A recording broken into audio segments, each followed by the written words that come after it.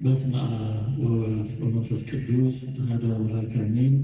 አባቶች ያሉ ካህናት፣ ወንድሞች ዲያቆናት፣ አባቶች፣ እናቶች፣ ወንድሞች፣ እህቶች፣ ሕፃናትም ሁላችሁም በእግዚአብሔር ስም እንዴት ዋላችሁ?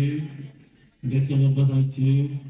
አሜን። ከሳምንት ወደ ሳምንት ያሸጋገረን ከዚህች ዕለት ያደረሰን በዚህች ዕለት በቤቱ ተገኝተን ስሙን እንድንጠራ እሱን እንድናዘክር እሱም ስሙን በዝማሬ እንድናመሰግን ቃሉን እንድንሰማ የፈቀደልን አምላካችን እግዚአብሔር የተመሰገነ ይሁን። አሜን። በሚኖረን ጊዜ የምንማርበት ርዕሰ ጉዳይ ለብተኛነት የሚል ነው፣ ወይም ለብ ያለ መሆን ማለት ነው።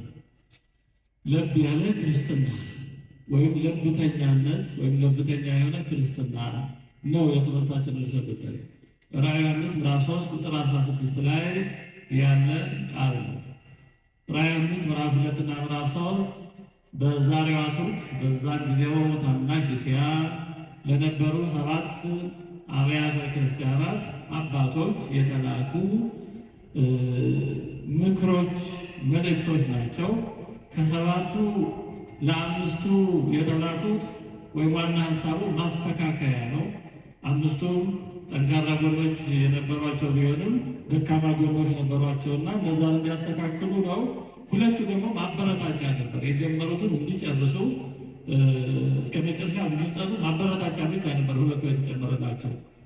ከነዛ ከ7ቱ ለአንደኛው ወይም መጨረሻ ላይ ለምናገኘው 7ኛ ላይ ለተጻፈው ለሎዶቅያ ቤተክርስቲያን የተላከ መልእክት ላይ የምናገኘው ቃል ነው። ራዕየ ዮሐንስ ምዕራፍ 3 ቁጥር 14-16 ይህንን የሎዶቅያ ቤተክርስቲያን ሁኔታ የተመለከተ መልእክት ነው። እንዲህ ይላል።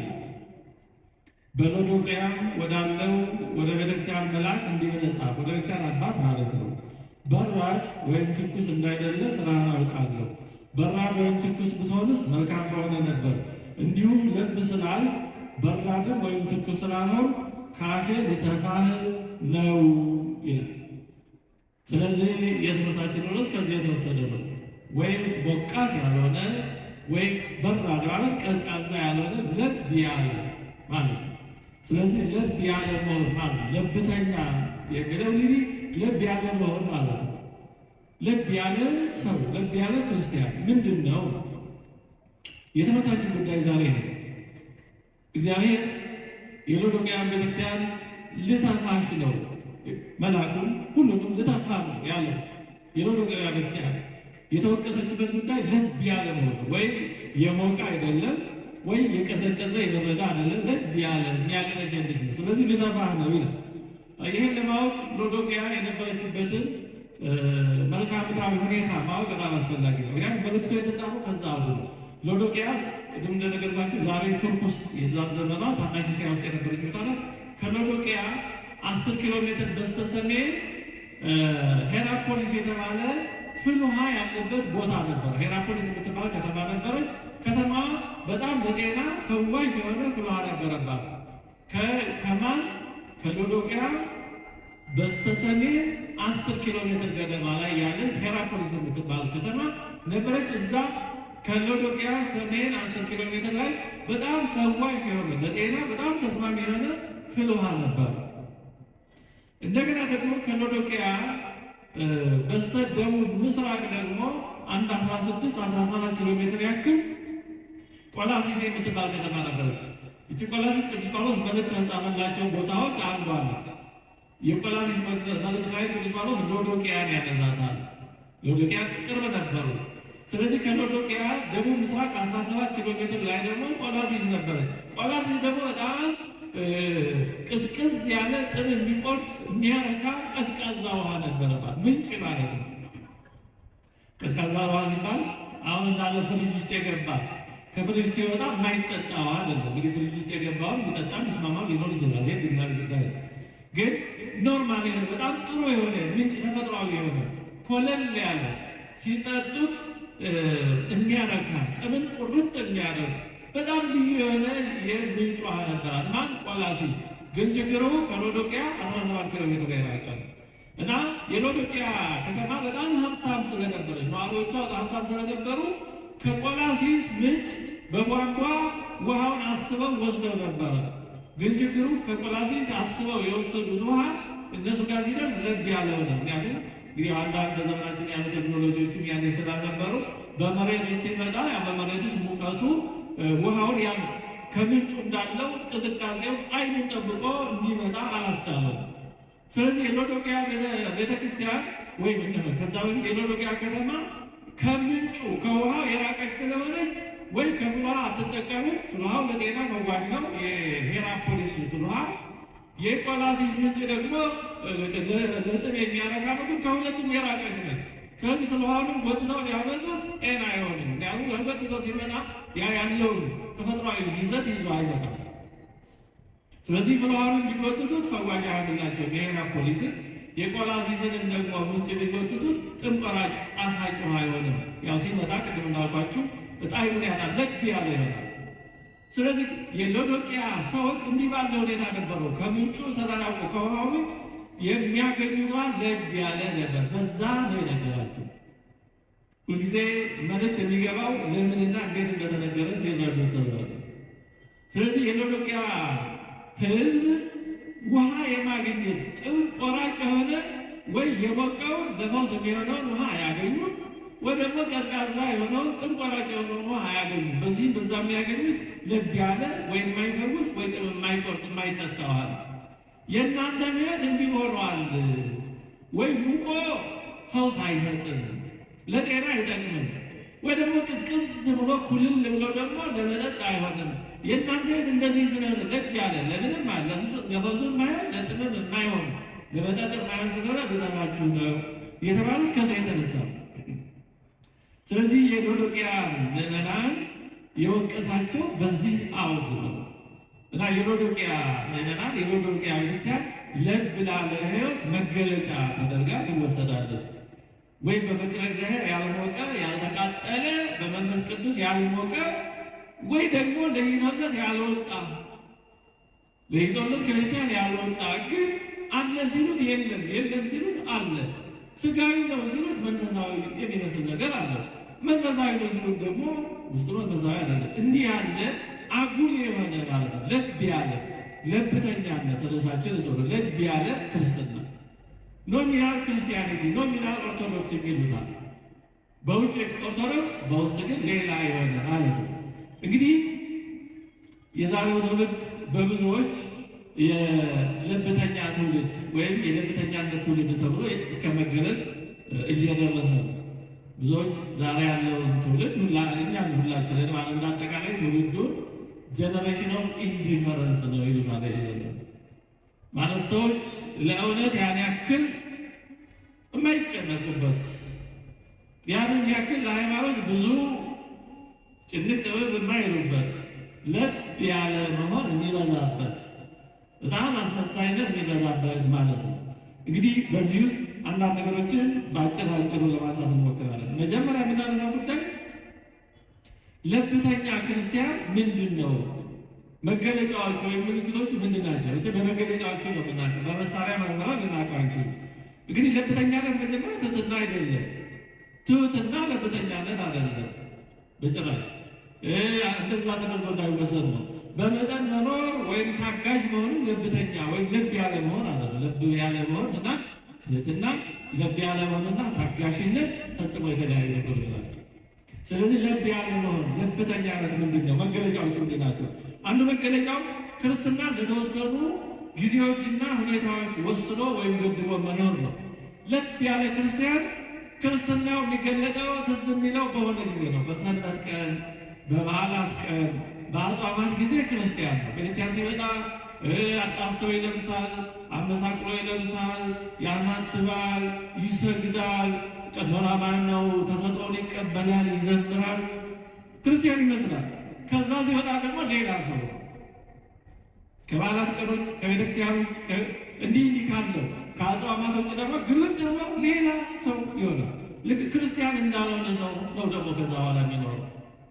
ነጠላው ሲወልቅ ከበዓላት ቀን ውጭ፣ ከአጽዋማት ቀን ውጭ፣ ከሰንበት ቀን ውጭ በሰፈሩ፣ በመንደሩ፣ በመስሪያ ቤቱ በመሳሰለው ሌላ ከሌላ ምንም አይለይም፣ ምንም አይለይም። የሆነ ነገር ሲቀር አሁን ክርስትና የውጭ ነው፣ ከላይ ስለሆነ ሲወልቅ ይወልቃል።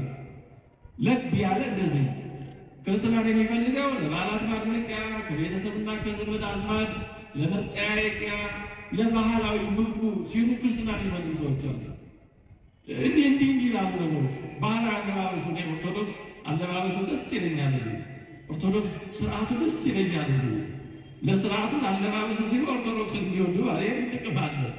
ሰው በባህል አለ የሚጸድቀው። ውስጣችን ኦርቶዶክስ ሆኖ ውጩን ስንጠብቀው ነው እንጂ የምንጠቀመው ውጫችን ሳይሆን ውጩን ጊዜ የምንጠብቀው ምንም ጠብ የሚል ጥቅም የለም። በእግዚአብሔር ዘንድ እንዲህ ያለ ነገር አያስጠቅምም። በእግዚአብሔር ዘንድ ቢያንስ። ስለዚህ ለብተኛ መሆን ማለት እንደዚህ ነው። ኦርቶዶክሳዊነትን እንዲህ ላለ ጊዜ ብቻ የሚፈልገው ክርስትና በፈረቃ የሚኖር በስራ ቦታ ክርስቲያን ካልሆኑ ሰዎች ብዙም ወይም ምንም የሚለይ ነገር የለውም። አይ እኔ አላጠብቅም ይላል። ራሱን ምክንያታዊ አድርጎ ለማቅረብ ይሞክራል። አይ እኔ እኮ አላከርም፣ እኔ በአግባብ ነው የማደርገው ይላል። በአግባብ መኖርና ልብ ያለ መሆኑ ፈጽሞ የተለያዩ ነገር ይላል። ግን እኔ አላከርም፣ እኔ አላጠብቅም እንዴ ለምን ይላል። በዚህ ራሱን ይደልላል። በዚህ ልብ ያለ መሆኑ ለመሸፈን ይሞክራል።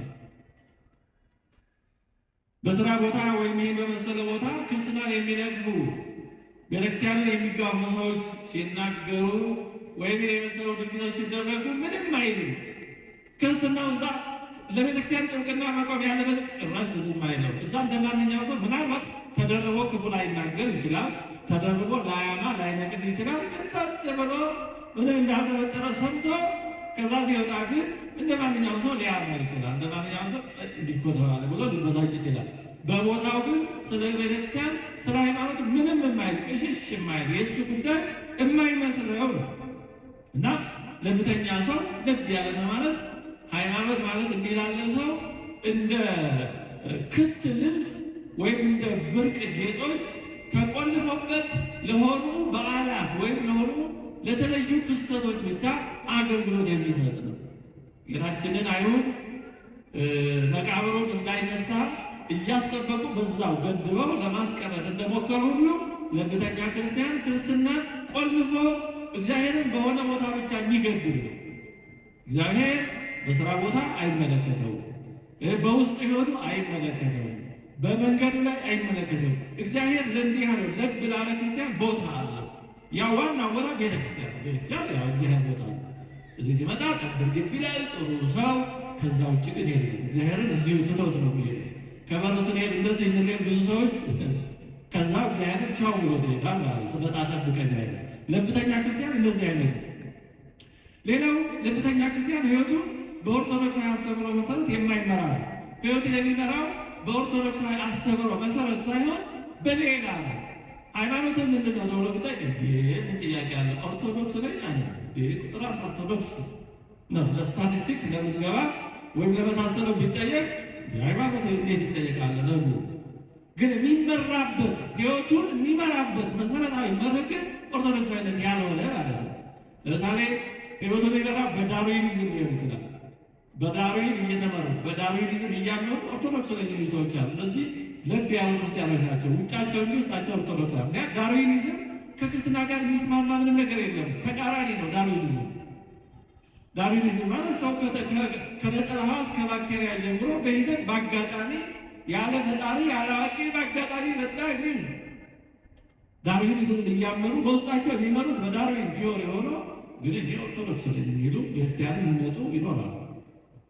በሊበራሊዝም የሚመሩ በሴኩላር ኤቲዝም የሚመሩ በሴኩላሪዝም በመሳሰለው የሚመሩ ግን ደግሞ ኦርቶዶክስ ነን የሚሉ አሉ። እነዚህ ማለት ልብ ያሉ ክርስቲያኖች ወይም ኖሚናል የስም ክርስቲያኖች ማለት እንደዚህ ነው።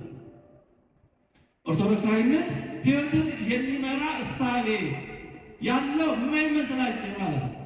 ኦርቶዶክሳዊ ክርስትና ማለት በቃ ቤተክርስቲያን ሲመጡ ከመዘመር ከመጸለይ እንደዚህ ከዚህ ያለፈ ሌላ ጉዳይ ያለ የማይመስላቸው ሕይወትን ዓለምን የሚመራ ሀሳብ የማይመስላቸው በዚህ ዓለም ያለውን የእርስ በርስ ግንኙነት የሕዝብን የእርስ በርስ ግንኙነት የግልን እርስ በርስ ግንኙነት የውስጥን ሕይወት የውጭን ሕይወት ትዳርን፣ ማህበረሰብን፣ አገርን፣ ዓለምን ሊመራ የሚችል ብቻ ሳይሆን በአግባቡ መርቶ የሚያውቅ ተፈትኖም የተመሰከረለት መሆኑን የማያውቁ ምንም ኦርቶዶክሳዊ ክርስትና ከዚህ ጋር አይገናኝም።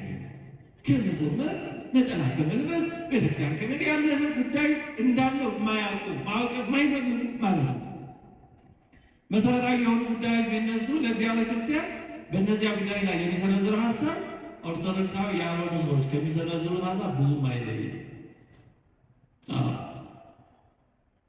ኦርቶዶክሳዊ ያልሆኑ ማለት በሌላ እምነት ያሉ ሰዎች ከሚሉት ለቤተ ክርስቲያን የሚሰጠው ሀሳብ ብዙም አይለይም። ያው ወይም የባሰ ወይም ከዛው ጋር የተገናኘ ሊሆን ይችላል። ይህ በጣም በብዙ ሁኔታዎች የተገለጠ ነው። የሆነ አጀንዳ ሲነሳ አይ ሀሳብ ከቤተክርስቲያን አስተምሮ ጋር አይሄድም ወይም በቤተክርስቲያን አስተምሮ ተገቢ እንደዚህ ነው ሲባል አይ ይህ የቤተክርስቲያን አስተምሮ እዚህ ምን አገባው ሁሉ ሊሉ ይችላሉ። ይህ እኮ ቢዝነስ ነው ሊሉ ይችላሉ። ቢዝነስ ውስጥ ክርስትና ለእነሱ ቦታ ያለው ስለ ቢዝነስ ስለ ስራ ክርስትና ምንም ትምህርትም እውቀትም ጉዳይ የሚያገባም ያለ አይመስላቸው እንዲያውሰ ወይም ደግሞ ይህ ጉዳይ እኮ እንደዚህ ነው ሲባል አንድ ይህ እኮ ፖለቲካ ነው ክርስትና እዚህ ውስጥ ምን ያገባ የሚሉ ክርስትና ስለ ፖለቲካ ሀሳብ እንዳለው ፖለቲካን መግራት ማረም ማስተካከል ኃላፊነትን ግዴታ እውነትን ያለው የማያውቁ ናቸው። እንዲሁ እኮ ቤተክርስቲያን አይመለከትም ይህ እኮ ክርስትና አይመለከትም የሚሉ ራሳቸው አይናቸውን አውምረው ወይም ጨፍነው ሌላውንም ለመጨፈን የሚሞክሩ ናቸው። ለብ ያሉ ክርስቲያኖች ለብ ያለ ክርስቲያን ወይም ልብተኛነት ማለት እግዚአብሔር የማይርበው የማይጠማው የማይናፍቀው ማለት ነው። ክርስቲያን ነው ግን እግዚአብሔር አይርበውም፣ ጽድቅ አይርበውም፣ ቤተክርስቲያን አትናፍቀው፣ ከስጋው ደግሞ መራቅ ምንም አይመስለው፣ ቃሉን አለመስማት ምንም አይመስለው፣ ይመሻል ይነጋል ግድም የለውም። ጌታችን ስመ ጠራሩ ከምስጋና ይግባውና ማቴዎስ 5:6 ላይ ጽድቅን የሚራቡና የሚጠሙ ብፁዓን ናቸው ይጠግባሉና።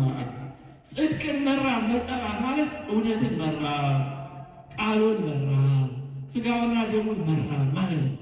ከቃሉ ስንለይ የሆነ ጊዜ በተለያየ ምክንያት ቃሉን ሳንሰማ ብንቆይ ብንሰነበት የሚርበን ሆናል። ከውስጣችን ቃሉ በደንብ ይርበን ይገባል። አለዛ ልብ ያልነን ማለት ነው። ምንም ግድ የሌለ ሰማን አልሰማን ግድ የማይለን ከሆነ ልብ ያለንን ወይ ጨርሶ ከቤተክርስቲያን አልወጣንም፣ ግን ደግሞ ከቤተክርስቲያን ጋር ደግሞ እየኖርን አይደለንም። እንዲህ ያለ ማለት ነው። ስለዚህ ጽድቅን የሚራቡና የሚጠሙ ብፁዓን ናቸው ማለት ነው። ራሱ እግዚአብሔርን መጠን ማለት ነው። አሁን ሰው ጤነኛ ሲሆን ይርበዋል፣ ይርበናል፣ ካልበላን ይርበናል፣ ካልጠጣን ይጠማናል። ጤነኛ ስለሆነ ሰው ሲታመም ግን ባይበላም አይርበው፣ ብላ ሲባልም አታሳዩኝ ይላል። ስላመመው እንጂ ምግብ የሚጎዳው ነው። ይሄ መመለከት ነው። ሰው ውሳጣዊ ማንነቱ ሲታመም ለብ ያለ ሲሆን ቃለ እግዚአብሔር ያስጠላል፣ አታሳዩኝ ሊል ይችላል። ገና ትምህርት ሊጀመር ሲል ገና አስቀድሞ መቼ ነው የሚያልቀው ይጨንቀዋል። በጣም እስኪያልቅ ያቁነጠንጠዋል፣ በጣም ይጨንቀዋል። የ15 የ20 ደቂቃ ትምህርት የአንድ ቀን ሙሉ ይመስለዋል። ይሄ የጤና ማጣት ጤና ሲታጣ የህመም ትልቅ ምልክት። ሞባይላችንን ስክሮል እያደረግን ምናምን የሚሆነውን ማይሆነውን እያየን 1 ሰዓት 2 ሰዓት የምናሳልፍ ሰዎች ቃለ እግዚአብሔርን ለመስማት 20 ደቂቃ በጣም የሚረዝምብን ከሆነ ፍላጎታችን የተሳሳተ ቦታ ላይ ነው ማለት ነው። አፒታይታችን ተገቢ ያልሆነ ቦታ ላይ ነው ማለት ነው። የሚጠቅመውን አስጠልቶናል ማለት ነው። አሞናል ማለት ነው። አሞናል ማለት ይሄ ነው ትልቅ ምልክት ነው። ስለዚህ ልብ ያለ ክርስቲያን ማለት እንደዚህ ምንም ቃለ እግዚአብሔር ሊሰማ ባይሰማ ግድ የለውም፣ አይርበውም። እንዳውም ሲሰማም ደስ አይለው፣ ይጨንቀዋል። ሲሰማም አቃቂር እያወጣ እንዲህ አሉ እያለ እንደ ነቃፊ ሆነው እየተችን መቼ ነው የሚጨርሰው? እንዲህ ሰባቸው ቄሶች ያበዙታል። ማንዛዛት እያለ ደስ ብሎት እየጣፈጠው አለ። ሰው ከሚወደው ጋር ሲያወራ ደስ እያለ ማለት በፍቅር የዘመድ ጨዋታ አንገት አንገቱ ነው ይባላል። ርዕስ እንኳን የለም ሰው ከሚወደው ጋር ሲያወራ። ሰው እግዚአብሔርን ሲወደው እንደዚህ ነው። እያንዳንዱ የሚወጣው ነገር ከእግዚአብሔር ጋር መነጋገር ስለሆነ፣ በአንጻሩ እግዚአብሔርን የማይወደው ስለሆነ ምንም ነገር አያስደስተው።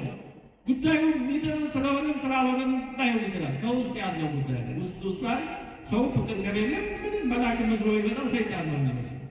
ስለዚህ ልብ ያለ ክርስቲያን እንደዚህ አይነት ነው። ለእግዚአብሔር ልቡን ያልሰጠ ማለት ነው።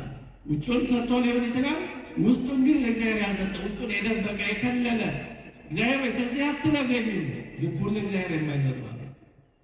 በውጫዊ ነገር ችግር የለው። እንዳልነው አለባበስ ላይ እንደዚህ ልማዶችን ባህሎችን በመጠበቅ ቤተክርስቲያን በመምጣት በመሳለም ችግር ላይኖር ይችላል። ውስጡን ግን ከፍቶ በእግዚአብሔር የማይሄድ ማለት ነው።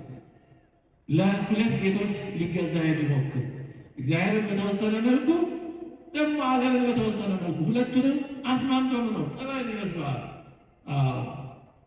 ብልሃት ይመስለዋል። እንዲህ ያለ ሰው በፈሊጥ ነው መኖር ይላል። የተወደዳቸው እግዚአብሔር ቤተሰቦች እንዲህ ያሉ ራሳችንን እንደሚያታልሉ ያሉ አደገኛ ልንጠነቀቅባቸው የሚገቡ ነገሮች በእውነቱ በጣም አደገኞች ናቸው። ብልሃት ይመስላሉ። ጠቢብ ፈሊጥ ጥበብ ይመስላሉ። እንዴ በጥበብ ላይ ይላል ውስጡን ለእግዚአብሔር ሳይሰጥ ውስጡን አሽጎ በውጫዊ ነገር እንዲህ በማድረግ ልክ ለሆነ ሰው የቻልናትን የሆነ ነገሮች ጣል እንደምናደርግለት ወይም ለሚጮህ ውሻ የሆነ ነገር ጣል እንደሚደረግለት ለእግዚአብሔር የሆነ ነገር ጣል በማድረግ ይበቃሃል አይነት ነው። ይበቃሃል። ከሳምንቱ ቀናት አንድ ቀን ካገኘ ምን አነሰው? እግዚአብሔር ደግሞ ጧት የሆነች ሰዓት እስከተጸለየ ምን አነሰው? መዝሙር ጠዋት ከተሰማ ምን አነሰው? ደግሞ ከዛ በኋላ የዘፈን ተራ ነው።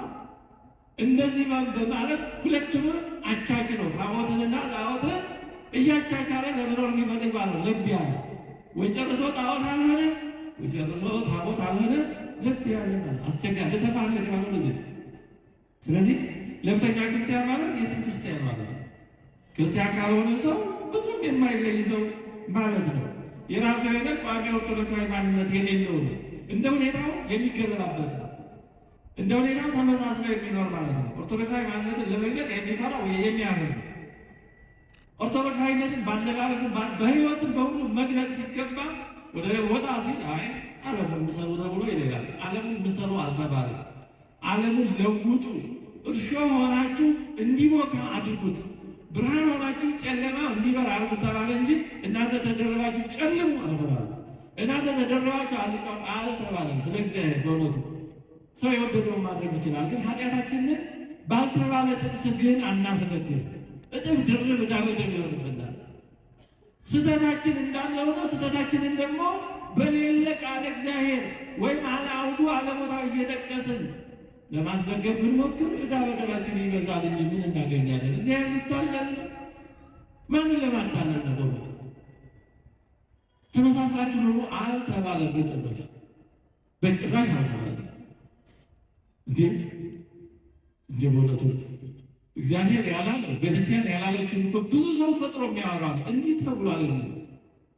ራሱ ለቻለ አንድ ትምህርት ይሆነዋል። በእውነቱ እግዚአብሔር ያላላቸው ቤተክርስቲያን ያልተነገረው አባቶቻችን ያልተነገሩት ሰዎች በልማድና በሆነ ፈጥረው እንዲህ ተብሏል እየተባለ ደግሞ እንደ ቁም ነገር እየተላለፈ ቋሚ ትምህርት የመሰለ ብዙ ነገር አለ እና ልብ ያለ ሰው እንደዚህ ነው። የራሱ የሆነ ቋሚ ማንነት የለው። በአለባበስ ኦርቶዶክሳዊ አለባበስ ለመለስ ያፍራል፣ ይፈራል፣ ወይም ታፍራለች፣ ትፈራለች። ስለዚህ ቤተክርስቲያን ሲመጣ በእውነቱ ይቅርታ አድርጉልኝ ለመውቀስ አይደለም፣ ግን ጥሩ ነው። ቤተክርስቲያን ሲመጣ ነጠላ መልበሳችን ይህ በጣም ጥሩ ነው። ግን ከዛ ውጭስ ክርስቲያናዊ አለባበስ ቤተክርስቲያን ውስጥ ብቻ ነው ያለው ማለት እግዚአብሔር ያለ ቤተክርስቲያን ውስጥ ብቻ ነው። እንደ ወቀሳ አድርጋችሁ እንዳትወስዱ። ግድ የለም እንደሆነ እንምጣ። ግን ደግሞ አንዳንዴ እውነቱን መነጋገሩ ጥሩ ነው። በመስሪያ ቤት እግዚአብሔር ክርስቲያናዊ አለባበስ አይወድም። በሰፈር በመንደር ኦርቶዶክሳዊ የሆነ ጨዋ አለባበስ አይወድም ያለው ማን ነው? የበለጠ እዛ ነበር ማሳየት የነበረብን። ቤተክርስቲያን ማመተን ምን ልናደርግ ነው? አብሮስ ሰው ካልታመመ ቤተክርስቲያን ምን ይደረጋል? እኛ ግን በሚያስፈልግበት ቦታ አትተን ያን ያክልም በማያስፈልግበት ቦታ በዘነበበት ቦታ ውሃ ለማጠጣት እንሞክራለን። ልብ ማለት ይሄ አይታወቀንም። ግን ችግሩ ልብ ማለት ትልቁ ፈተናው ይሄ ችግራችን ችግር መስሎ አይታይም። ምን ችግር ምን ሆነ ምን አጠፋው የሚል የደህና ነኝ አይነት መንፈስ ስለሚያላብስ ነው አንዱን ችግሩ። ለእግዚአብሔርና ለቤተክርስቲያን ቀናይነት የሌለው ነው ልብ ያለ ክርስቲያን። ለእግዚአብሔር ለቤተክርስቲያን ብዙ ቀናይነት የለው። ለክርስቲያናዊ አስተምሮ፣ ለክርስቲያናዊ ማንነት፣ ለክርስቲያናዊ እሴት ብዙም ግድ የለሽ ነው። አይቶ እንዳላየ ሰምቶ እንዳልሰማ የሚያልፍ ማለት ነው። አይቆጭም። ሰው የኔ ነው የሚለው አካል ሲነካ ያመዋል። ግን ልብ ያለ ሰው እግዚአብሔር ውስጡ ስለሌለ ሰምቶ እንዳልሰማ አይቶ እንዳላየ ግን የለም ፈሊጥ ነው ይላል። ምን ያገባል እኔ አይመለከትም፣ ቄሶቿ ጉዳይ ነው የቤተ ክህነት ጉዳይ ነው ብሎ ያንከባልለዋል። በክርስትና ውስጥ ኤጌል የሚባል ጉዳይ የለም። ሁላችንም አንድ የክርስቶስ አካላት ነው። የካህናትና የምዕመናን የሚባል የመደብ ልዩነት የለም በጭራሽ። ሁላችንም አንድ የክርስቶስ አካል ነው። አካል ነን። አካል እስከሆነ ድረስ መቼስ አንዱ አካል ሲነካ የማይሰማው ካለ ያ የታመመ ጤነኛ ያልሆነ አካል ብቻ ነው።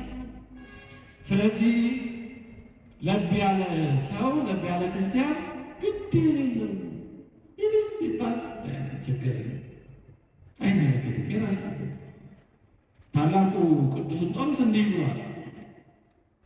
ምን አለ ታላቁ ቅዱስ እንጦንስ? ሰዎች ሁሉ የሚያምኑበት ዘመን ይመጣል። ከዚያም እንደነርሱ ያላበደ ሰው ሲያዩ እብድ ነው ብለው ያን ሰው ሊያጠቁት ይጀምራሉ። ሁሉም ያብድና ጤነኛ ሰው ከተገኘ እረፍዱ ይሄ ነው ብለው ነገር ተገላብጦ ያን ጤነኛ ሰው ወደ ማጥቃት ይሄዳሉ። አንዱ ይሄ በቀናይነት ዙሪያ የሚሆን አብዛኛው ሰው አስመሳይ ለብ ያለ ተመሳስሎ ገደልሞ ወዳጅ ዝም ብሎ እያልን የምንኖር ነውና ለእውነት የሚቆም እውነቱን የሚናገር ሲገኝ ያን እንዳበደ እንቆጥረዋለን። ይሄ እኮ እሱ ዝም ብሎ ነው፣ እሱ እኮ ፈፍ ያደርገዋል እንላለን፣ ተገላምጦ ማለት ነው። የእኛ ፈሪነት እንደ ጤነኛነት ተቆጥሮ የነዛ ጤነኛነት እንደ በሽተኛ ተቆጥሮ አሁን በምዕራብ ዓለም ሜንስትሪም የሚባለው ሚዲያ ይሄ እነሱ ትልልቆቹ ኮርፖሬሽኖች እና ፖለቲከኞቹ የእነሱን አስተሳሰብ ለማስረጽ የፈጠሯቸው ተቋማት ብቻ ከሚያወሩት እውነትም ሊኖረው ይችላል፣ ብዙ ውሸት ይሆን ወጣ ያለ እውነትን ፈልፍለው የሚናገር ሰው አንድ የሚሰጡት መግለጫ አለ። መገለጫ ኮንትሮቨርሻል ነው ይሉታል። እገሌ ኮንትሮቨርሻል ነው መባሉ በጣም ብዙ ይፈራል። እንደዛ ተብሎ መበየን በጣም ከባድ ነው። ኮንሲኩዌንስ ነው ይባላል። የሚያስከትለው ዳፋ ብዙ ነው። ገሌ ኮንሲኩዌንሻል ነው ከተባለ ጣጣው ብዙ።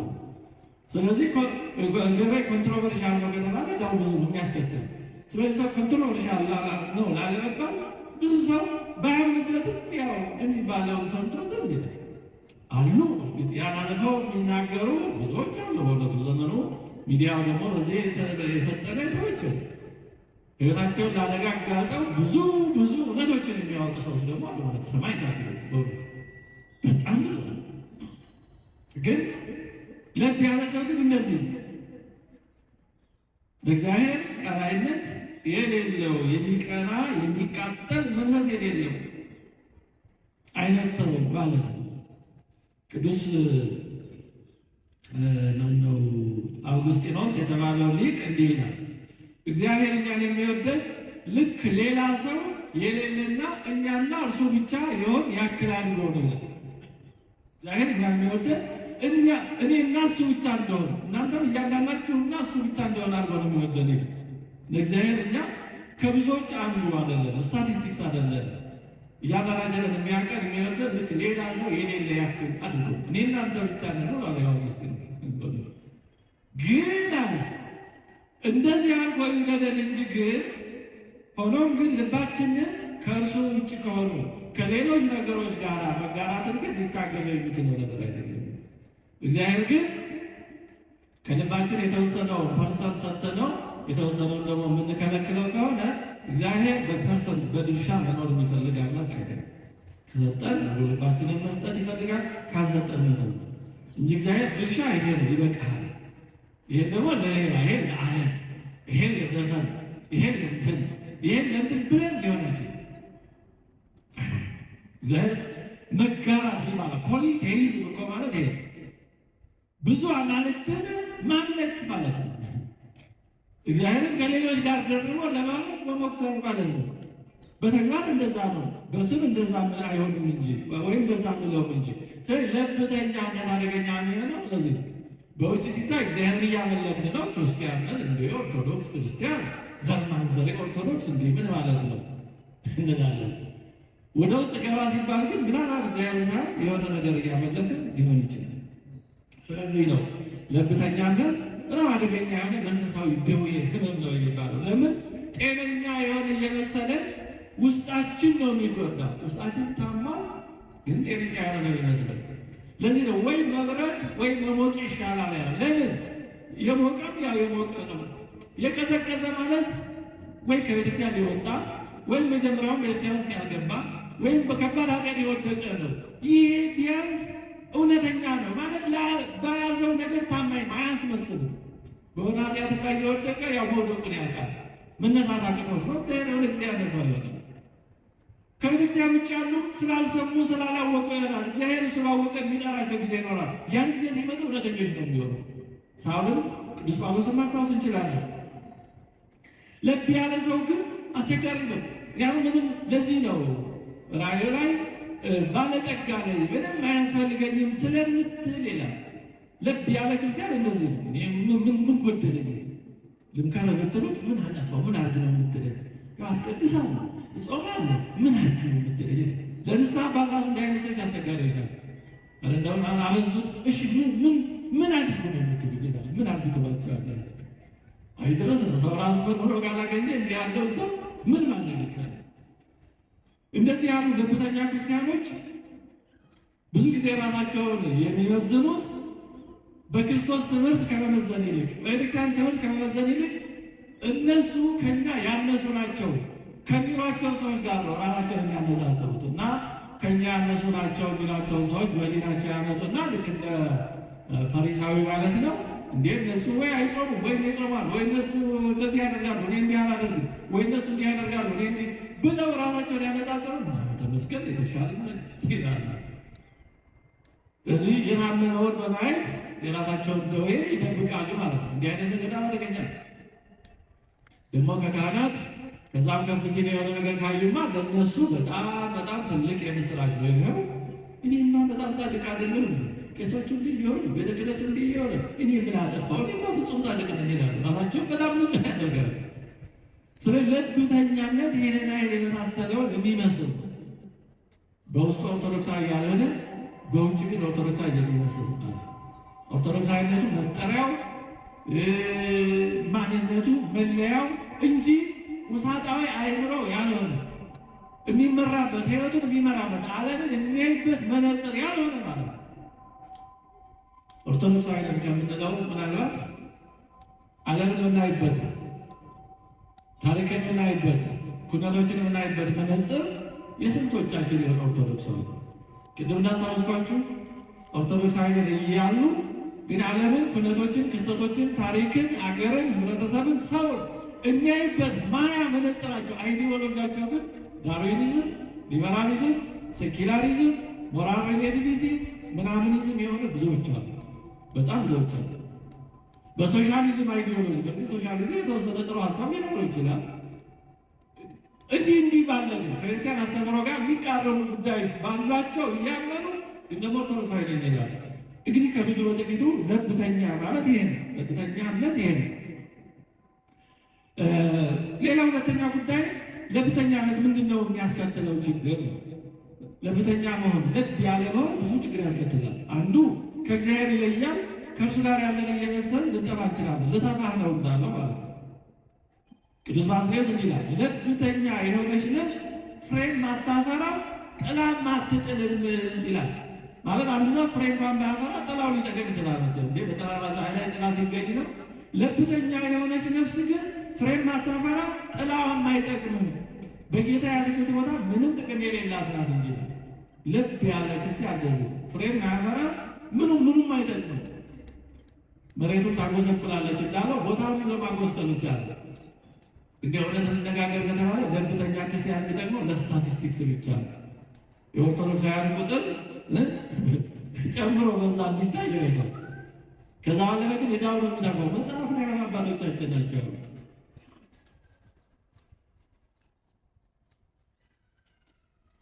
በአንጻሩ ጌታችን እንዳለው ወይ ሞቃት ወይ ቀዝቃዛ መሆን ያለው እዚህ ያው የሞቀም የሞቀ ነው። ቀዝቃዛ ማንነቱን ስለሚያውቅ የመመለስ እድል አለ። አንድ ቀን ንስሐ የመግባት እድል አለ። ምክንያቱም ከቤተክርስቲያን ውጭ ያሉ ሰዎች፣ በኃጢአት ውጭ ያሉ ሰዎች ራሳቸውን አያታልሉ። ልብ ካለው የሚሻሉትም የሚበልጡትም በዚህ ነው። በኃጢአት ውስጥ ያለ ሰው ራሱን አያታልልም። ጻድቅ ነኝ ብሎ አያታልልም ካልታመመ በስተቀር። ልክ ነኝ ብሎ ራሱን አያታልልም። ያ ቃል ያለበትን መውጣት አቅቶት ድካም ይዞት እንጂ ላሉበት ነገር ታማኞች ናቸው። ዘኬዎስን ማስታወስ እንችላለን። ዘኬዎስ ለራሱ የነበረው አመለካከት የመጨረሻ ኃጢአተኛ ክፉ እንደሆነ ነበር። ስለዚህ ጌታ ሲያልፍ እኔ ላይ ስለማልችል ብሎ ቆመቱ እንደማጭር ስለነበር ዛፍ ላይ ወጥቶ ነበር። ጌታችን ግን አውረድ፣ ለዚህ ቤት መዳን ሆኖለታል፣ የአብርሃም ልጅ ነው፣ ከአንተ ጋር እሆናለሁ፣ በቤቱ ጋር ከእሱ ጋር በቤቱ አብረው አለ። ክርስቶስ ከሁላችን ጋር አብረው ይዋልልን። አብረው ነው። ዘኬዎስን ከዚህ ያደረሰው ምንድን ነው? ለማንነቱ ታማኝ ነው። ራሱን አላጭበረበረም። አይ የተሻልኩ ነኝ በዚህ እያለ አላጭበረበረም። ማንነቱን ስለሚያውቅ ክርስቶስ የእውነት አምላክ ስለሆነ ቤቱ ገባለት። ልብ ያለ ሰው ግን እንዲህ ያለ ስሜት የለውም። እግዚአብሔር ያስፈልገኛል ይምጣልኝም አይልም። ልብ ያለ ከመሆን ማለት ነው። ቀራጩም እንደዚሁ ነው። ራሱን ወቀሰ፣ ጽድቆ ተመለሰ። በአንጻሩ ፈሪሳዊው ግን ራሱን አመስግኖ ባዶውን ተመለሰ። ልብ ያለ ማለት እንደ ፈሪሳው ባለው ነገር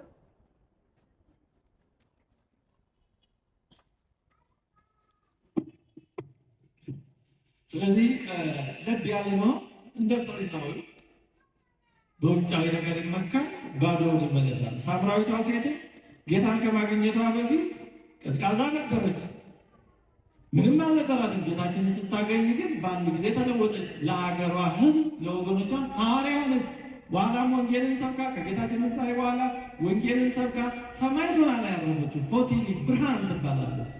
ጥሬ ሰው ቀዝቃዛ የነበረ ሰው የበለጠ ተስፋ አለው። ልብ ያለ ሰው ግን ከሁሉም ሳይሆን ከሁለቱም መሆን አለው።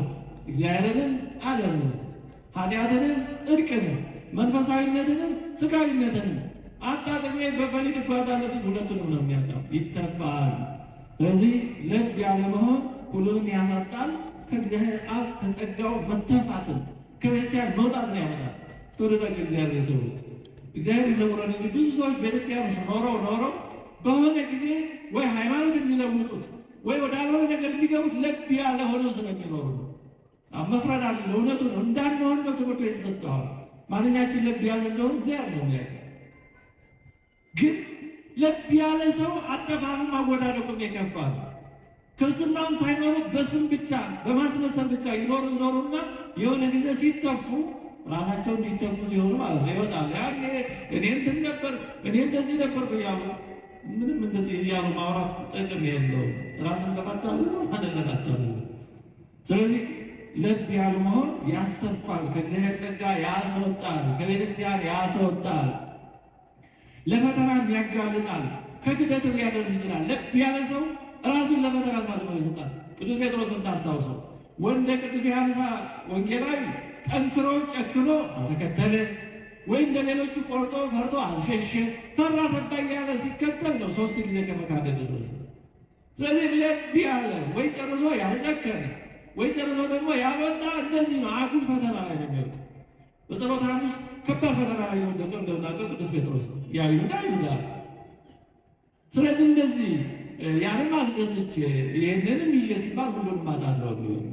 አሮን ሊቀ ካህናት ጣዖት ከመስራት የደረሰው ሕዝበ እስራኤልንም ሕዝቡንም አስደስቼ ራሴንም ጠብቄ ሲል ነው ጣዖት ከመስራት የደረሰው።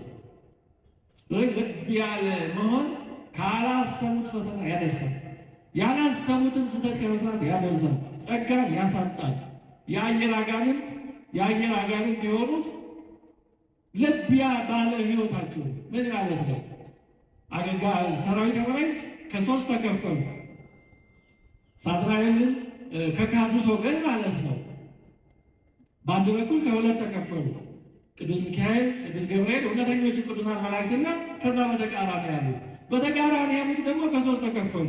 በአንድ በኩል ያሉት ሳጥናኤልን አዎ አምላክ ነው ፈጥሯል ብለው አመኑበት። ሁለተኛዎቹ ደግሞ ፈጥሮ ይሆን አልፈጠረ ይሆን ብለው ተጠራጠሩ። ሶስተኛዎቹ ዝም አሉ፣ ምንም አልተመራመሩ። ፈጣሪ ነው አላሉ፣ ይሆን አይሆንም አላሉ፣ ዝም ነው ያሉት። ዝም ማለታቸው ግን ከውድቀት አላዳናቸው። የአየር አጋንንት የሚባሉት እነዚህ ናቸው። ስለዚህ ዝም ብለው በእውነት ላይ መካከለኛ አቋም ሊኖራችሁ እንዲህ ያለ ፈሊጥ የለም። ፈሊጥ ማለት እውነቱን በጥበብ መያዝ ይገባል እንጂ በእውነትና በውሸት መካከል ሶስተኛ ተዋል አንተም ተው ብሎ አሜረጅ አማካይ ማውጣት አይቻልም። ለብ ያለ አካሄድ ከጸጋን ከማጣት ከእግዚአብሔር ከመለየት ያደርሳል። ከምን ይመጣል? ለብተኝነት ቅድም ካነሳናቸው በተጨማሪ ለብ ያለ መሆን ወይም ለብተኛ ከሚመጣበት አንዱ ክርስትናን ከመሰረቱ አለመረዳት ነው። ዋናው ትልቁ ምክንያት ይሄ ክርስትና ማለት እንዲሁ ስለ ሰማያዊ ሀገር ከሞት በኋላ ስላለው ብቻ እንጂ በዚህ ዓለም ስላለው ሕይወት ምንም የማይመለከተው ሊመስላቸው ብዙዎች አለ። ለምን? ክርስትናን ከመሰረቱ አልተረዱትማ። እውነቱን ለመናገር የብዙ ኦርቶዶክሳውያን ችግር ይሄ ነው። ወግ ባለው መልኩም የምንማርባቸው መንገዶች ገና በእውነቱ ትንሽ መስመር እየያዙ ነው። አዎ አገልግሎቱ አለ፣ ጸሎተ ቅዳሴ አለ። በደንብ ከተከታተሉ ጸሎተ ቅዳሴው ትምህርት ነው፣ አገልግሎቱ ትምህርት ነው። ግን ደግሞ ተብራርቶ ደግሞ መነገር ይጠይቃል። በተለይ ደግሞ በዘመኑ ከሚመጡ ፈተናዎች፣ ጥያቄዎች አንጻር እና ብዙ ሰዎች ጊዜ ሰጥተው የቤተክርስቲያን ትምህርት ከመሰረቱ ስለማይማሩ በቃ ክርስትና ማለት ለነሱ ውጫዊ ነገር እንዲሁ ጾሙ ጸልዩ ከማለት ያለፈ ጉዳይ የሌለው የሚመስላቸው በጣም ብዙ ሰዎች አሉ። እንደው ከሚጾሙ ከሚጸልዩ ከሚቆርቡ ከሚያስቀድሱ ክርስቲያኖች ሳይቀር ያመለካከት አለ። በተለያየ መንገድ እናያለን። ኦርቶዶክሳዊ ክርስትና ስለዚህ ዓለም አኗኗር፣ ስለ ስራ፣ ስለ ቢዝነስ፣ ስለ ሀገረ መንግስት፣ ስለ ፖለቲካ፣ ስለ ሰዎች የእርስ በርስ ግንኙነት ስለመሳሰለው ጥልቅ የሆነ አስተምሮ እንዳለው የማያውቁ ይኖረዋልም ብለው የማይገቡት ሰዎች አሉ። ስለዚህ አንዱ ለብ ያለ ኖሚናል የስም የማስመሰል ኦርቶዶክሳዊነት የሚያመጣው ምክንያቱ አንዱ ክርስትናን ከመሰረቱ አለመረዳት፣ ከመሰረቱ አለመማር። ክርስትና በሁለንተናዊ ሕይወታችን የሚኖር የሚመሰከር እንጂ እንዲሁ ቤተክርስቲያን ስንመጣ ወይም በሆኑ ቀናት ብቻ ብቅ የሚል እንደ ክት ልብስ አይደለም። ክርስትና ሁለንተናዊ ማንነት ነው። አንድ ክርስቲያን እውነተኛ ክርስቲያን በንግዱ በቢዝነሱ ማለት ነው፣ ኢንቨስተርም ከሆነ በኢንቨስትመንቱ፣ ፖለቲከኛም ከሆነ በፖለቲካው፣ ዳኛም ከሆነ በዳኝነቱ፣ ፖሊስም ከሆነ በፖሊስነቱ፣ ወታደርም ቢሆን በወታደርነቱ ሁሉ ክርስትና አለ፣ ይኖራል፣ ይተከበር። በሁሉም ክርስትና አለ፣ ለሁሉም መርህ አለ። ክርስትና ለሁሉም የሆነ ተግባራዊ ትምህርት አለ እንጂ ውጭ ያለውን በሌላ አመለካከት በሌላ ኢዲዮሎጂ እየመራ ቤተክርስቲያን ቅጥር ስንመጣ ብቻ ከሆነ ይሄ ክርስትና አለ፣ ይሄ ለብ ያለ ክርስትና። ስለዚህ አንዱ ምክንያቱ ክርስትናን ከመሰረቱ አለመረዳት አለመማር ነው ለብተኛነትን የሚያመጣው። ሌላው ብሔራዊና ዓለም አቀፋዊ ጉዳዮችን በአግባቡ አለመረዳት ነው። ጂኦፖለቲክስ የምንለውን በአግባቡ አለመረዳት ለብዙ ስህተቶች ያጋልጣል። ዓለም አቀፋዊ ሁኔታዎችን ጂኦፖለቲክስ ሰው በአግባቡ ካልተረዳ በሚያያቸው ክስተቶች ብቻ ይሞቃል፣ ይበርዳል። በሚያያቸው ክስተቶች ብቻ ተነስቶ ወይ ይወዳል፣ ወይ ይጠላል፣ ወይ ይደግፋል፣ ወይ ይነቅፋል። የተሟላ አይሆንም። ሙሉ ስዕሉን መረዳት ያስፈልጋል። አለዛ ለብ ያለ ዝም ብሎ በክስተት ላይ ብቻ እንዲሁ የሚወጣ የሚወርድ ይሆናል።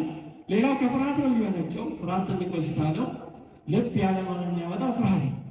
እንዲህም ብል በሚል የሌለ ፈሊጥ ውስጥ እና የሌለ ብልሃት የሚመስል ስንፍና ውስጥ ያስገባል። ዓለምን ከመውደድ ነው። ቅድም አንስተናል። ሁሉንም ለማስደሰት ከመሞከር ይመጣል። ሁሉንም ለማስደሰት አይቻልም። በዚያ እንዳለመታደል እንኳን እኛ እግዚአብሔርን ሁሉን አያስደስትም። እግዚአብሔር ለሁሉም ስለማይበቃ ሳይሆን ምንም ማድረግ አይቻልም። ሰዎች ማር ቢሰጧቸው የማይፈልጉ ይሄ እንደዚህ ነው የሚሉ ይኖራሉ። ሰይጣንም ያለው ለዚህ ነው። ክፉ ሰዎች የሚያሉት ለዚህ ነው። ስለዚህ ሁሉን ሰው ማስደሰት አይቻልም። አቋም ያለው መሆን የግድ። ሰው በአቋም ምክንያት ቢጠላ ይሻላል። አቋም የሌለውነ ከምትወደድ አቋም ያለውነ ቢጠላ ሺህ ጊዜ ይሻላል። ያለው አቋም የሌለውነ ቢወድም አይጠቅምም። እንዲህ ያለ መውደድ ምንም አይደለም። ከጸሎት ከሚስጥራት ከቃል እግዚአብሔር ከመራቅ ይመጣል። ቀስ ብሎ ይደርሳል። ከዛሬው ጀምሮ ይከብደኛል ከሚል ሀሳብ ይመጣል። ከዛሬው አላጠብቅም ከዛሬው ጀምሮ የት ልደርስ የሚል የስንፍና አስተሳሰብም ከለብተኛነት ያደርሳል። መጨረሻ የምናነሳው መፍትሄዎቹ ምንድን ናቸው? ትምህርታችንን እያጠቃለልን ነው። መፍትሄዎቹ አንደኛ ራሳችንን በእግዚአብሔር ቃል በቅዱስ ሐዋርያት መነጽርነት ማየት ነው። የራሳችንን መለኪያ ከኛ ያንሳሉ ይብሳሉ የምንላቸውን ሰዎች አላለን። እግዚአብሔር አስተያየቶ ከገሌ ገሌ ይሻላል ብሎ የሚያሳልፍ አይደለም። እግዚአብሔር ዝም ብሎ በስኬል ሁሉም ከወደቀ ብሎ የተሻለውን ግሬድ የሚሰጥ አይደለም። በኖህ ዘመን ተያይዞ ኃጢአት ስለሰሩ አይ የተሻለው ብሎ በፐርሰንት አላሳለፈም። ጽድቅን የተከተለው ኖህ ከነ ቤተሰቡ ብቻ ነው ያተረፈው። በሰዶምና በገሞራ ሎጥን ከነ 2 ሴት ልጆቹ ብቻ ነው ያተረፈው። ሚስቱ እንኳን ወደ ኋላ ስትመለከት አልተረፈችም። እና ይሄ የሌለ የስንፍና መለኪያ አውጥተን ከነገሬማ አልሻልም ብንል ትርጉም የለውም። ተሻለም አልተሻለም ሁለታችን በእግዚአብሔር ስህተት ልንሆን እንችላለን። ዓለም በሙሉ ስህተት ሊሆን ይችላል። ስለዚህ መለኪያችን የእግዚአብሔር ቃል ከኛ በፊት የኖሩ እውነተኛ እናትና አባቶቻችን ናቸው መሆን ያለባቸው። ስለዚህ ራሳችንን ከዛ አንጻር እንመርምረው። ሁለተኛ ቆሮንቶስ 13:5 ላይ ቅዱስ ጳውሎስ በሃይማኖት ብትኖሩ ራሳችሁን መርምሩ፣ ራሳችሁን ፈትኑ ይላል። ሁሌ ራስን መፈተን ተገቢ ነው። ለእግዚአብሔር ያለኝ ፍቅር ምን አይነት ነው? ስለ ክርስትና ያለኝ መረዳት ምን አይነት ነው? ለቤተክርስቲያን ያለኝ ቀናኢነት ምን አይነት ነው? ሕይወቴን እየመራበት ያለው ሁኔታ ምን አይነት ነው? ልቤ ለእግዚአብሔር ክፍት ነው? ለእግዚአብሔር ሁሉም ነገር ሰጥቼዋለሁ? ሕይወቴን የምመራው በኦርቶዶክሳዊ አስተሳሰብ ነው የሚሉ ጥያቄዎችን እየጠየቅን ራሳችንን ማየት አለ። ክርስቶስ ለእኔ ሕይወት ምን ያህል ነው ዋጋው? ለክርስቶስ ልከፍልለት የምችለው ዋጋ ምን ያክል ነው? እስከ ምን ድረስ ለመጓዝ ዝግጁ ነኝ? ክርስቶስ ለመከተል ምን ያህል ርቀት ለመጓዝ ዝግጁ ነኝ? ከዛስ የሚከለክለኝ ምንድን ነው? ክርስቶስን በሙሉ ጉልበቴ፣ በሙሉ ኃይሌ፣ በሙሉ ልቤ እንዳልከተል የሚያስቀረኝ ምንድን ነው? ምንድን ነው መሰናክል የሚሆንብኝ? የሚከብደኝ የሚጨንቀኝ ምንድን ነው? አሁን ማድረግ የማልችለው ምንድን ነው? በደንብ ሳንዋሽ ራሳችንን እንመርምረው፣ እንለየው። ችግሩ ጉልበታችንን ለማካሄድን አልቻልኩም አስችለን እንለዋለን። እሱ ደግሞ ቸር ነው፣ ይረዳናል። ስለዚህ እንዲህ ባሉ ሁኔታዎች ራሳችንን መመርመር መፈተሽ። ሁላችንም ደካማዎች ስለሆንን ክርስቶስን በመከተል ረገድ ገደቦች አሉብን፣ ውስንነቶች አሉብን። ማድረግ እየፈለግን የማንችላቸው አሉ። ደግሞ ማድረግ እንደሚገባን እንኳን ማናቃቸው ደግሞ አሉ። ልብ እንድንል ያደረጉ ብዙ ነገሮች ይኖራሉ። በእግዚአብሔር ቃል መነጽርነት፣ መስተዋትነት ራሳችንን ስናይ እግዚአብሔር በቃሉ አማካኝነት ልቡናችንን ለእሱ ስንከፍት በዛ አማካኝነት እግዚአብሔር የሚገልጥልን ብዙ ነገሮች ይኖራሉ። ስለዚህ ምናልባት ገደቦቻችን፣ ምቾቶቻችን፣ ወይ ልማዶቻችን፣ ወይ ጓደኞቻችን፣ ወይ አለባበሳችን እንደዚህ ያሉ ሊሆኑ ስለሚችሉ እንለያቸው። በእውነቱ ለብዙቶቻችን አለባበስ ነው ፈተና የሚሆንባቸው። ፀጉር አቆራረጥ ፈተና የሚሆንበት ሊኖር ይችላል። ጓደኛ አይ ከገሌ አልለይም የሚል ሊኖር ይችላል። ከገሌማ ከምንለይ የፈለገ የሚል ሊኖር ይችላል። የማይጠቅም ጓደኝነት ማለት ነው፣ የሚጎዳ ከሆነ ነው። ስለዚህ ከክርስቶስ የምናስቀድመው ከቤተክርስቲያን የምናስበልጠው ከቤተክርስቲያን አስበልጠን ዋጋ ክብደት የምንሰጠው ነገር አለ ወይስ የለም የሚለውን በደንብ ራሳችንን እንፈትሸው። አንዱ መፍትሄ። ሌላኛው መፍትሄ እግዚአብሔርን ከልባችን በሙሉ ኃይላችን ለመውደድ መሞከር ነው። እግዚአብሔር ሆይ እንድወድህ እርዳኝ ይላል። አፍቅሮ ለእግዚአብሔር አምላክከ በኩሉ ልብከ ወበኩሉ ነፍስከ ወበኩሉ ኃይልከ ወበኩሉ ሕሊናከ ይላል። እግዚአብሔር አምላክን በፍጹም ልብህ፣ በፍጹም ነፍስህ፣ በፍጹም ኃይልህ፣ በፍጹም ሕሊና ውደድ። ዋናው ጉዳይ ይሄ። ስለዚህ እግዚአብሔር ሆይ እንድወድህ እርዳኝ እንበለው። ውበቱ ኤልያስ ሕዝቡን እስከ መቼ ድረስ በሁለት ሀሳብ ታነክሳላችሁ እንዳለ አናንክስ። በእግዚአብሔርና በዓለም፣ በእውነትና በሐሰት፣ በሃይማኖትና በክደት የቤተክርስቲያን በሆነውና ባልሆነው መካከል የማይቻለው ለማቻቻል አንሞክር። ራሳችንን አናታል። ውሸት ነው፣ አይቻልም። እንደዛ ቢሆን ኖሮ ክርስቶስ ያሳየን ነበር። ክርስቶስ እውነቱን እውነት ብሎ የመጣውን መከራ ተቀብሎ ነው ድል ያደረገው እንጂ ከአይሁድ ጋር ከጸሐፍት ከፈሪሳውያን ጋር መካከለኛ ጉዳይ አልኖረም። የለማ በዓላማ በአቋም ከተለዩ ጋር አንድ መሆን አይቻልም። የማይቻል ነገር እንደዛ ቢሆን ኖሮ ክርስቶስ ከፈሪሳውያን ጋር ሆኖ ያሳየናል ነበር። ከሰዱቃውያን ጋር የሆነ መካከለኛ መንገድ ፈልጎ አያሳየንም ነበር። አይቻልም። እውነት ከሐሰት ጋር በሆነ አማካይ ሊጠጋጋ አይችልም። ስለዚህ ይህ ለይቶ ማወቅ በጣም አስፈላጊ ነው እና ራሳችንን በዚህ መነጽር ማየት፣ በመንፈሳዊ ሙቀት ማደግ፣ ቀናይነትን ማሳደግ ይገባል። ሮሜ 12:11 ላይ ቅዱስ ጳውሎስ በመንፈስ የምትቃጠሉ ሁኑ ይላል። በመንፈስ የምትቃጠሉ፣ ይሄ መቃጠል የማያጠፋ መቃጠል ነው። ሙሴ እንዳያት ጸጳጦስ፣ ያቺ ጸጳጦስ እሳቱ ያቃጥላታል፣ ቅጠሏ ግን አልጠወለገም፣ ልምላሜዋም አልደረቀም፣ አልተቃጠለችም፣ አመድ አልሆነችም፣ ግን እየነደደች ነው። እንደዛ የእግዚአብሔር ፍቅር እንደዛ ነው። ያቃጥላል ግን አያጠፋም። ሕይወት ነው። እንደው ያለመልማል የበለጠ። ለዚህ ነው በመንፈስ የምትቃጠሉ ሁኑ ያለው። ወይ ሞቃት ወይ ቀዝቃዛ ሁኑ ያለው ለዚህ ነው። እግዚአብሔር አምላካችን የሚያቃጥል እሳት ነው ነው አባ ሕርያቆስ እሳት ማየዊ ለርቱዓነ ልብ ለእለ ይገብሩ ፈቃዱ ያለው ለዚህ ነው። ቅዳሴ ባል እግዚአብሔር ፈቃዱን ለሚፈጽሙ ሰዎች ሕይወት የሆነ የሚያድን ሕይወት እሳት ነው። በዚህ እሳት ነው ተቃጠለ ያለው ሕይወት በሆነ በዚህ እሳት። ስለዚህ በመንፈሳዊ ሙቀት ለማድረግ ቀናይነትን ለማሳደግ ጥረት ማድረግ፣ እሱን መማፀን፣ እሱን መለመን ነው። ተወደዳችሁ የእግዚአብሔር ቤተሰቦች፣ ለብ ያለ ክርስትናን እግዚአብሔር አይወድም። ለዚህ ነው ልጠፋ ነው ያለው። ስለዚህ መቀዝቀዝም አይጠቅምም። በእርግጥ በምሳሌው ቀዝቃዛው ውሃ የሚቆርጥ ነበር፣ ፍልውሃው ደግሞ ይፈውስ ነበር። ግን መቀዝቀዝ ስለማይጠቅም በእግዚአብሔር የፍቅሩ እሳት ለመሞቅ ወደ እሱ እንቅረብ። ይሄ ሕይወት እሳት ነው። ዝም ብሎ በሌለ በማስመሰል በማቻቻል የማይቻል። አዎ ማቻቻል የሚያስፈልጋቸው ነገሮች ሊኖሩ ይችላሉ። አማካይ ያላቸው ነገሮች ሊኖሩ ይችላሉ። ግን እውነትና ሐሰት፣ ሃይማኖትና ክደት እንዲህ ባሉ ነገሮች ግን ማቻቻላቸው ለእግዚአብሔርም ወይ ሙሉ ልባችንን መስጠት እንጂ ከፍለን ለእንትን ከፍለን ለዛ የተረፈውን አድርገን ሊሆን ይችላል። ስለዚህ ነው የሎዶቅያን ቤተክርስቲያን ልተፋችሁ ነው ያለው። ለብ ያለ ክርስትና ለብ ያለ ሕይወት ይኖሩ ስለነበረ ነው። እግዚአብሔር አምላካችን ለብ ካለ ክርስትና ወጥተን የሞቀ ሕይወት የሕይወት እሳት ወደሆነ ወደ እሱ ቀርበን በእሱ ሙቀትነት የሞቅን በጸጋ መንፈስ ቅዱስ የተማወቅን እንድንሆን የእርሱ የአምላካችን ቅዱስ ፈቃዱ ይሆንልን። ዘመኑ ሰማያን አስፈጽሞ ከበዓለ ትንሣኤው በሰላም ያድርሰን። አሜን።